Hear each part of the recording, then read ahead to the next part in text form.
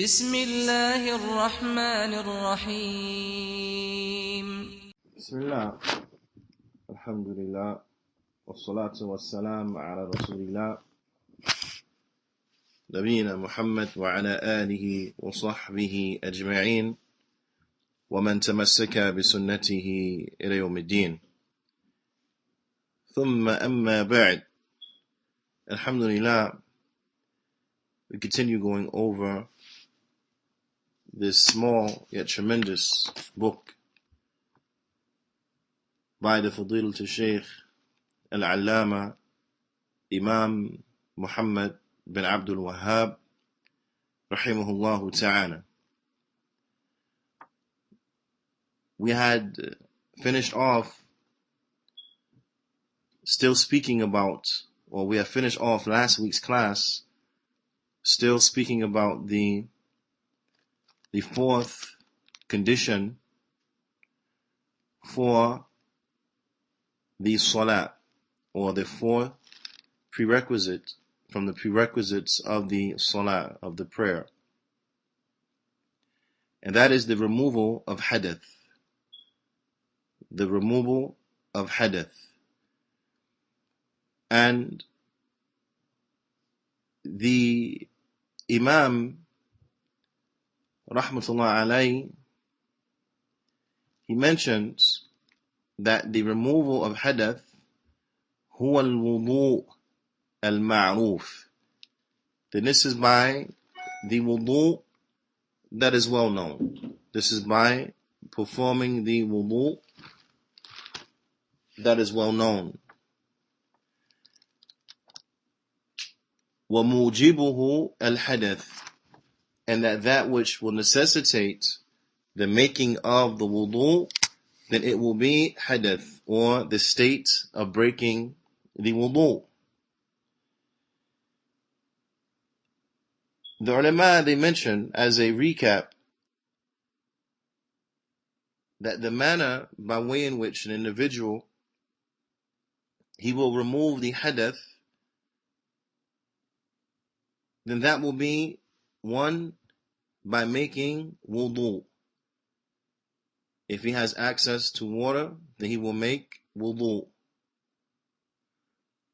And if he does not have access to water, or he's in a situation where he has access to water, but water is scarce and it's limited, then in that case, they will make tayammum. They will make tayammum, the dry ablution. Also, as to recap and to add on, the hadith is of two types. The hadith is of two types. That is the small hadith and the big hadith. The small hadith, and that is like passing wind, meaning breaking wudu, and the small breaking of wudu, then this will be like passing wind or going to the bathroom, so on and so forth. Naam. And then you have the major hadith. Now the major hadith, it requires a ghusl. It requires a ghusl. And the major hadith, then this is like being in a state of janaba after relations with one's spouse. Being in a state of janaba, and that is like having relation with one's spouse, or after having relations with one's spouse, or in the state where the woman was on her menses, or she was on her postpartum bleeding, and then it's over and she becomes pure, then she has to make a ghusl. She has to make a ghusl. The addition that we would like to mention is that the ghusl, as the ulama, they explain, this is in the case where water is present. in the case when water is present and we have the ability to use it. In the case when water is present and we have the ability to use it. In the event that there is no water present, or there's water present, but due to a scarcity, we do not have the ability to use it, then in this case, the tayammum will also suffice and take the place of the ghusl. In this place, the tayammum will also suffice and take the place of the ghusl. Or it will suffice, in other words, in removing the hadath, the major hadath. The Imam, rahimahullah ta'ala, he goes on to mention that the shurut, the conditions of the wudu, the conditions of the wudu, or the conditions of going into a state of purity, then they will be 10. They will be 10. And in last week's class, we covered a few of them. He mentioned al-Islam, wal-aql, wal-tamyiz, wal-niyyah. That Islam, a person has to be a Muslim. Al-aql, they have to have an intellect. Al-tamyiz, they have to be of the age of distinction. Wal-niyyah, they have to have an intention. واستصحاب حكمها بأن ينوي قطعها حتى تتم الطهارة, and it has to be an accompaniment of a continuation of the niyyah, the continuation of the ruling, the niyyah, in the sense that he does not intend to break or change his intention until he has completed tahara, he has completed entering into a state of purity. والانقطاع موجب,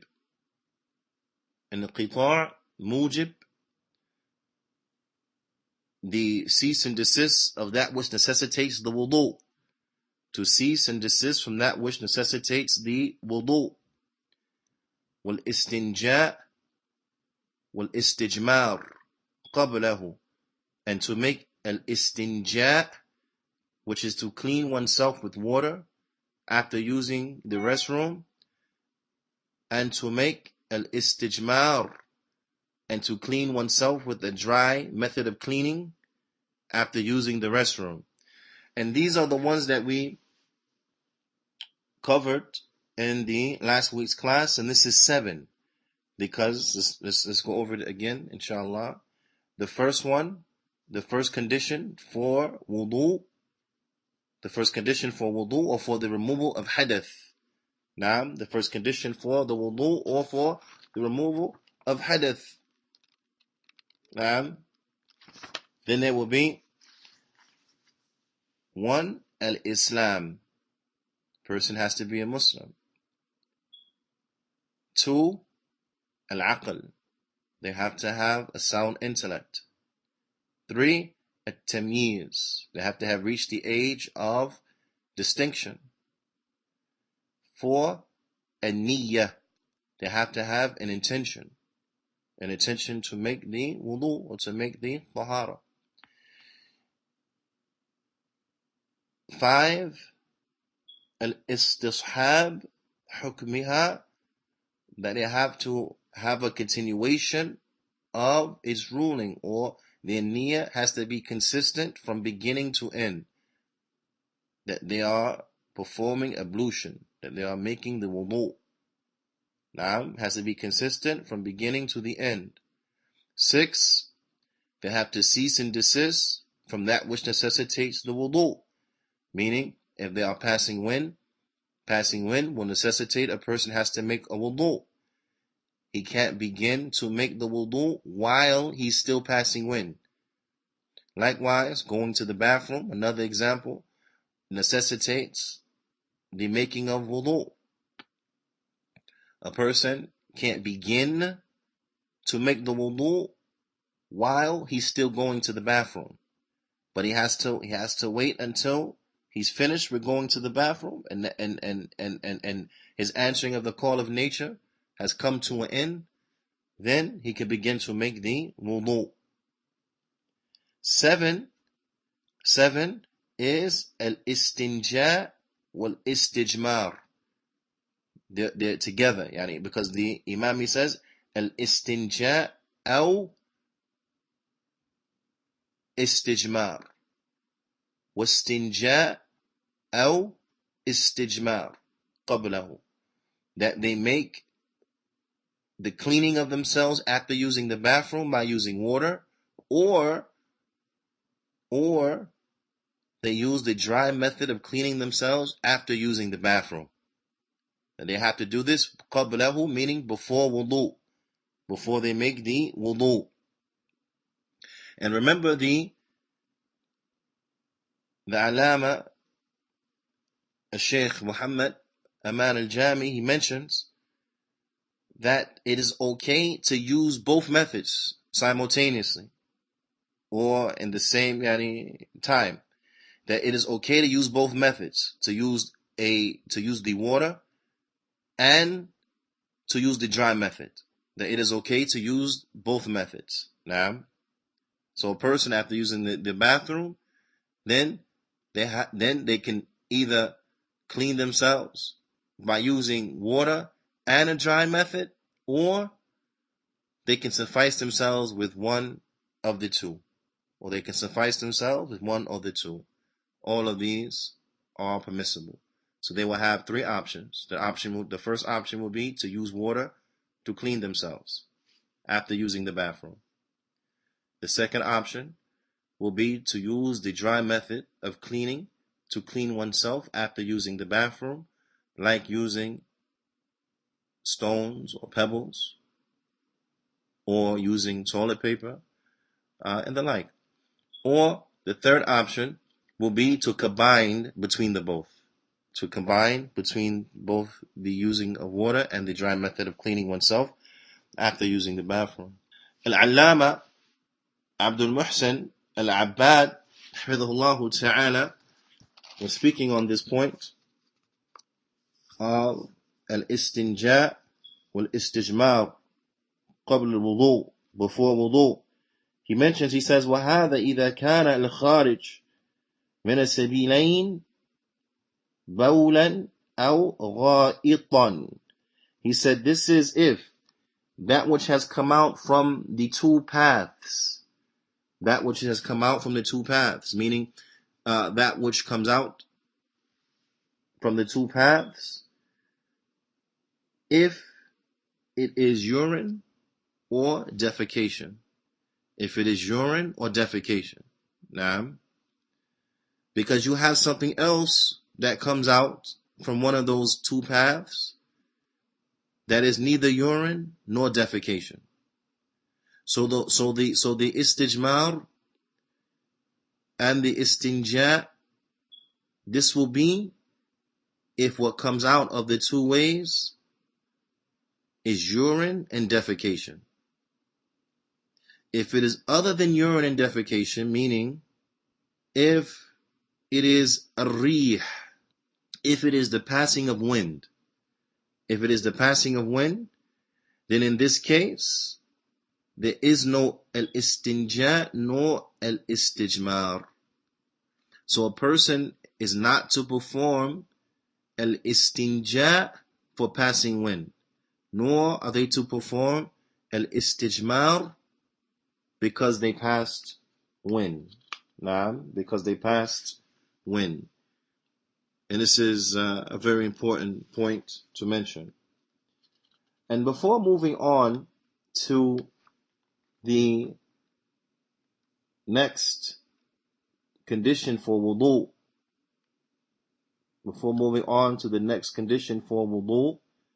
and it is the 8th condition for wudu.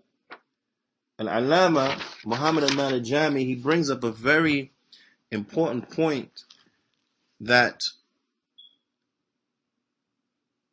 we really need to look at due to a number of reasons that bi'ithnillahi ta'ala will become clear as we go throughout this discussion.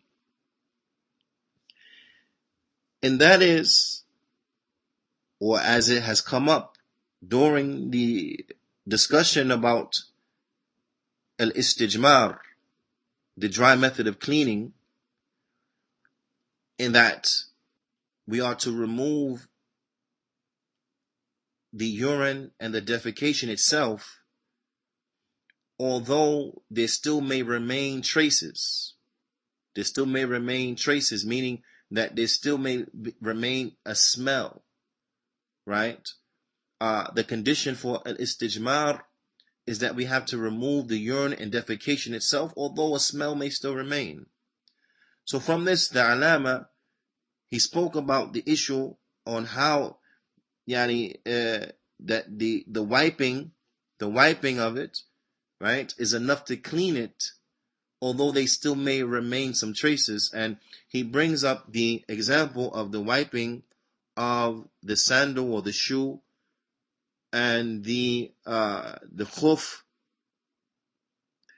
if it were to become afflicted with some type of najasa, it will become afflicted with some type of najasa, something that is najas, be it urine or defecation and the like. Then it is enough for us to wipe it, to clean it. Now, it's enough for us to wipe it, to clean it.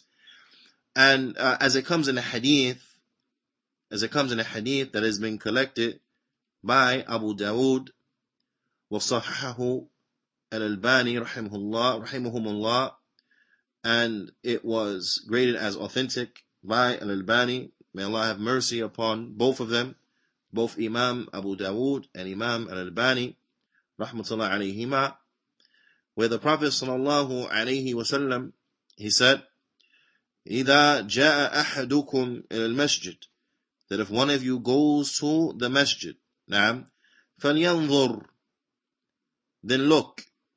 And it comes in other narrations, then let him look under his shoes or his sandals. تحت نعليه, let him look under his sandals. نعم. And this is the sunnah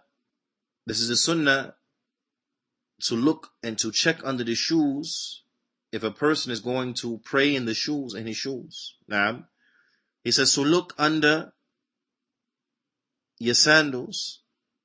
فَإِنْ رَأَى فِي نَعْلَيْهِ قَذَرًا, but if he sees inside of his sandals that they have been touched with some type of najasa, or other, that they have been touched with some type of najasa, something has defiled them, and the like from najasa, then what is he to do? The Prophet ﷺ, he said, فَلْيَمْسَحْهُ, then wipe it, rub it, right? Rub it on the earth, wipe it clean. فَلْيُصَلِّي فِيهِمَا, and then pray in them both. Wipe it clean and then pray in them, meaning pray in both pairs of them. If you see some najasa on the shoe or the sandal or the khuf prior to entering into the masjid, prior from entering into the prayer, then wipe it off. Clean it by rubbing it clean and then pray in them both. And in this, there's a clear proof and evidence of what? Of the sufficiency of just rubbing it clean without using water.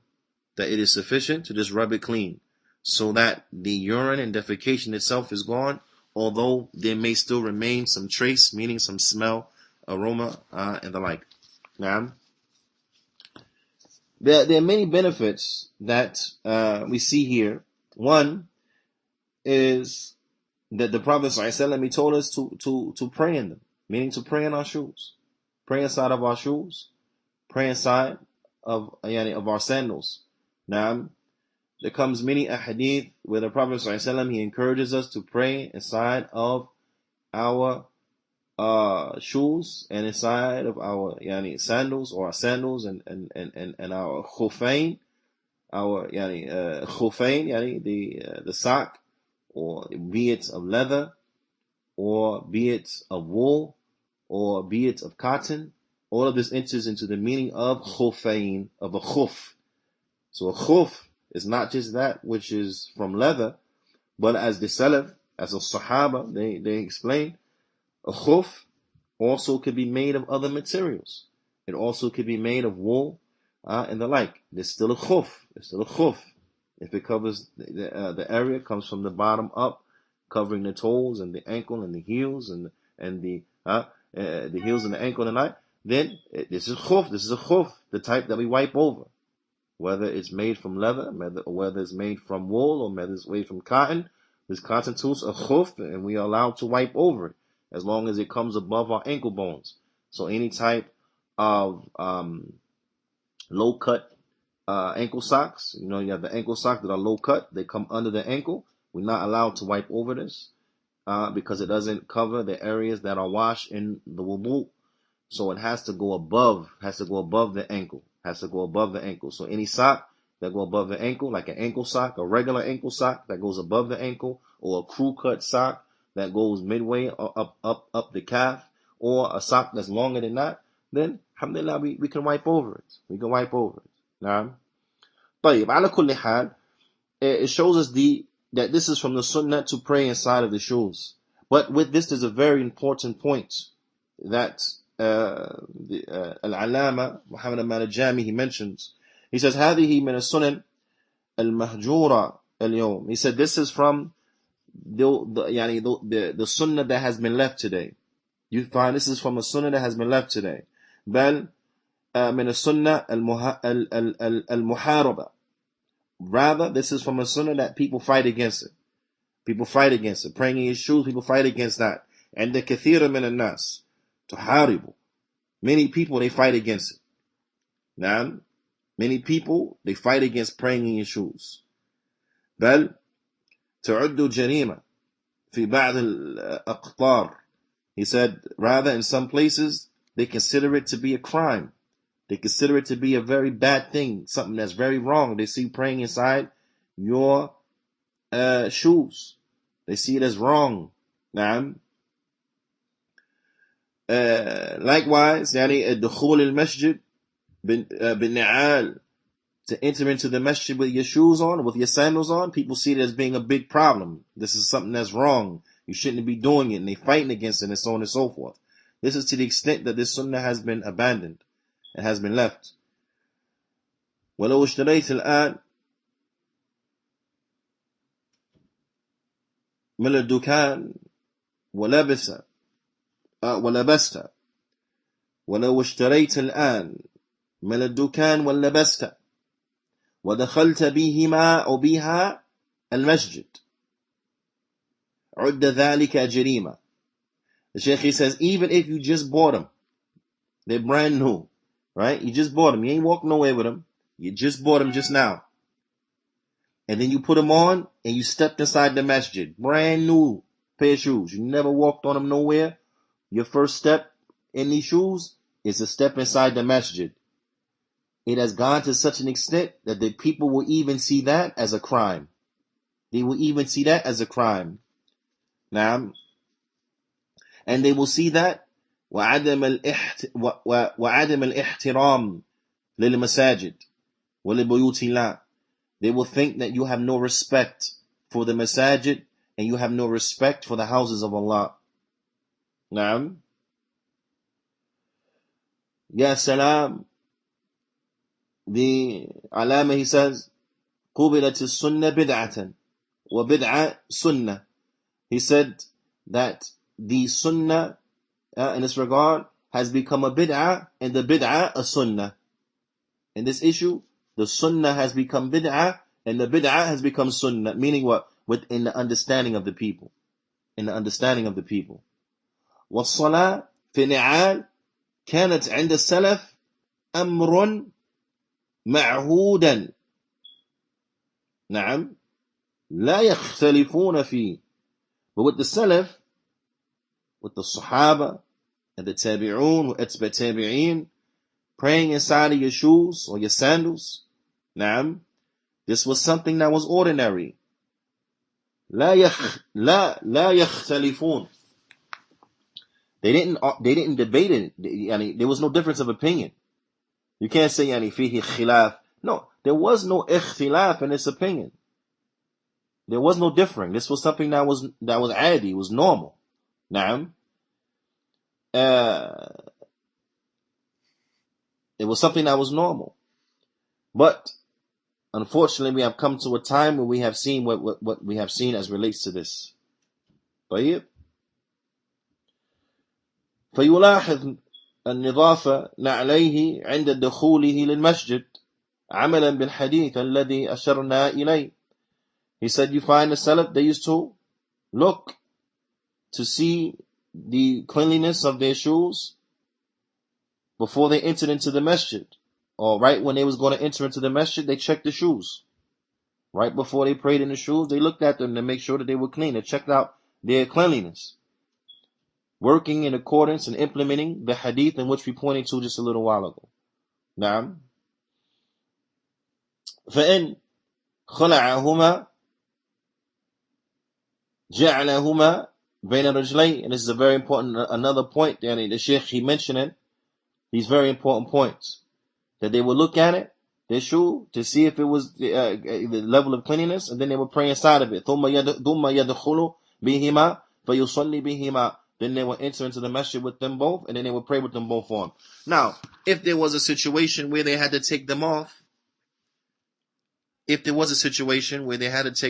they took them off, naam, where did they put them? Sheikh, he says,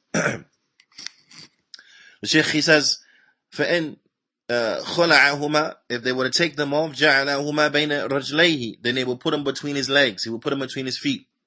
That if for whatever reason the shoe had to come off, they will put them between their feet. لا يجعلهما بين يديه, he didn't put them between his hands. ولا خلفه, meaning he didn't put them in front of him, nor did he put them behind him. نعم, nor behind him. ولا يمين ولا شمال, they didn't put them to the right, nor did he put them to the left. لا يمين ولا شمال. They didn't put him to the right, nor did they put him to the left. Why? لِكَيْ لَا يُؤْذِي النَّاسِ, so that they don't bother the people, so they don't harm anyone else. So if you put it to your right, you may harm someone. You put it to your left, you may harm someone who's on the left of you. You put it behind you, you may harm the person who's behind you. You put it in front of you, you may harm the person who's in front of you. Now, you may harm him. He may come up from salah and he's stepping on your shoes. He might hurt his ankle because he stepped on it wrong, so on and so forth. Now, so you don't want to harm anyone. So they put it between their legs. This is a very important point. Very important point that the Sheikh, he mentions. He says that بين قدمي, put it between his feet. Yani he put it between his feet. وهكذا, يعني جرت السنة, and like this is the sunnah, and like this is the sunnah. Naam. So we know it is the sunnah to pray in our shoes. We know this is the sunnah to pray in our shoes. But it's a very important point, ya ikhwa, that we have to be balanced. We have to be wise. We have to be balanced. We cannot be rigid. Some people, they are rigid in areas where they can be flexible. And unfortunately, some people are flexible in areas where there is no flexibility. So wisdom is putting everything in its proper place. When we could be flexible, we're flexible. When Islam does not allot for us any flexibility, then there's no flexibility. Then there's no flexibility. طيب. The Shaykh, he mentions, he says, ولكن, he said, but, هنا ينبغي أن الصلاة في النعال سنة. He said, but here is important that we point out that praying in the sandals or the shoes, it is a sunnah. وليس ذلك بواجب, and it is not wajib. ولا شرط لصحة الصلاة, and it is not a condition for the soundness of the prayer. أو واجب من واجبات الصلاة, nor is it an obligatory matter from the obligatory matters of the prayer. فهذه السنة إذا تعارضت مع مصلحة. He says, so this sunnah, if it becomes in conflict with a rectification, yani ukhra, if it becomes in conflict with another rectification, نعم, مع بعض المساجد, because in some of the masajid, and it's going to be made clear what the sheikh he mentions or what he intends by if it comes in conflict with another rectification, meaning that if us wearing our shoes or our sandals inside of the masjid would open up the door to violate something else that needs to be rectified, then in this case, what do? The Sheikh, he says, or يعني أدى فتح الباب للدخول المسجد بهما أو بها إلى إضاعة المال, or meaning that by us entering into the masajid with the shoes on, it will open up the door for the wasting of money. It will open up the door from the wasting of money. فينبغي أن تترك هذه السنة تركا مؤقتا. He said, then we have to leave the sunnah with the leaving that is temporary. Meaning that what is the sheikh he means by it will waste money? Because as he goes on to mention, because a lot of the masajid now, they're furnished with rugs. They're furnished with rugs. Some of these rugs, due to the material of them, are quite expensive, and they're quite costly to clean. They're quite costly to clean. Naam. And we know they're different type of rugs. You have high traffic rugs. You have rugs that are more luxurious, of a more luxurious standing, that are not built for high traffic, a lot of walking with your shoes on them, and so on and so forth. So to walk on the likes of these rugs, then it will ultimately wear them out and destroy the rug. Whereas you'll get more out of it if you took your shoes off when you walked on it. So by walking on it like this, then we enter into the area of harming and infringing upon something that must be rectified. By trying to do one thing, we'll violate something else. So the sheikh, he's mentioning that we have to be very wise as relates to this, and we have to take notice to this. We can't be like the youth who are overzealous. They read the hadith and they say, no, it's the sunnah to pray in your shoes. I don't care about your rug. I'm going to pray in the shoe and this, that, and this. And ya salam. What about the issue of wasting money? And then Allah subhanahu wa ta'ala, He does not love the spendthrift, the one who is wasting the money. It's not from the sunnah to waste money. So you're going to implement one sunnah and then violate another sunnah? You have to be wise. Especially when you look at it. The sunnah of the praying in the shoes, as the Sheikh he mentions, is sunnah. It's not from the wajibat of the prayer. It's not wajib that if you don't pray in your shoes on, your prayer doesn't count, and so on and so forth. So we can leave it with a leaving that's temporary. And that's a very important point. The Sheikh, he says that we leave it with a leaving that's temporary. And then he goes on to mention, due to the lack of time and not fearing to be too long, we'll summarize. He goes on to mention that what is meant, we leave it temporarily, meaning that if there's a particular masjid and it's furnished with a lavish carpet and so on and so forth, and it will be harmful to walk upon that carpet with the shoes, then we take our shoes off. Meaning what? We take our shoes off when we pray in that masjid. If implementing the sunnah, it will cause a harm. It will cause a harm due to the ignorant level of the people, and it will cause conflict and strife and strife and argumentation, and conflict and so on and so forth, and disruption in the masjid. People trying to pray, read Qur'an. Those who are in prayer, they're trying to have khushu', but instead of having khushu' in the prayer, it gets broken. Why? There's an argument in the corner because someone that came in with his shoes. People get mad. Ya salam. Naam. Then what happened is what the Sheikh he mentions, then we don't pray in that masjid with our shoes. He said, why? He said, because there are plenty other opportunities that we're able to implement this sunnah. He said, for example, when we pray in our homes, we can implement the sunnah by praying in our shoes. Another example the Sheikh he mentions, he says that when we pray, like if we go camping or we go out to the desert, then we can pray in our shoes in the desert, or we're camping or campgrounds, then we can pray in our shoes in those places. Now, so there are other places where we have the opportunity to pray in our shoes and to establish the sunnah.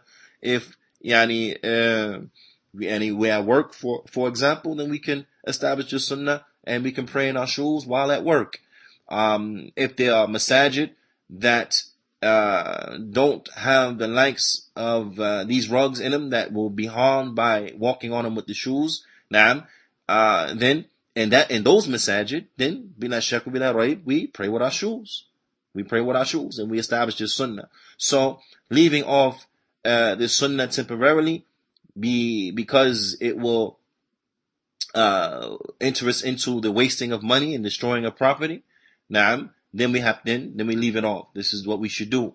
Or if it enters into causing disruption to the worshippers and arguments and conflict and strife and so on and so forth. Then in those particular masajid, those particular amakin, those particular places, then we leave off this particular sunnah. We don't pray in our shoes in these particular places. So it's incumbent that we have this wisdom, ya ikhwa.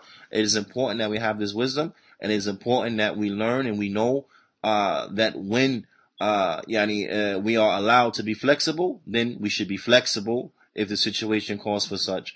And in those situations where there is no room for flexibility, then we have to be firm in those situations, because there's no room for flexibility, because this is Allah's deen. This is Allah's deen. Allah has allowed us to be flexible in certain issues, so we're flexible in those issues. But in those issues where Allah subhanahu wa ta'ala has not allowed us to be flexible, then we can't be flexible. Why? Because Allah didn't allow us to be flexible in those issues and in those affairs. So there's no flexibility there because Allah does not allow it. Naam, because Allah does not allow it. So it is what it is. Naam. Like, ala kulli hal, then the Imam, he gets into the eighth condition for the wudu, and that is tuhuriyah al-ma', the purity of the water. The water we use, it has to be pure, right? Has to be pure. Wa ibahatu, and it has to be water that is mubah. It has to be water that is mubah. Na'am, meaning it has to be permissible water. It can't be water that was stolen, for example, right? It has to be water that's permissible. You came about it in a permissible manner. Na'am, you came about it in a permissible manner. And both of these constitute the eighth condition. Both of these, they constitute the eighth condition. But inshallah ta'ala, we'll save that for the next class, and we'll get into that the next class بإذن تعالى. فنكتفي بهذا القدر، وصلى الله وسلم على نبينا محمد وعلى آله وصحبه أجمعين، وجزاكم الله خيرا.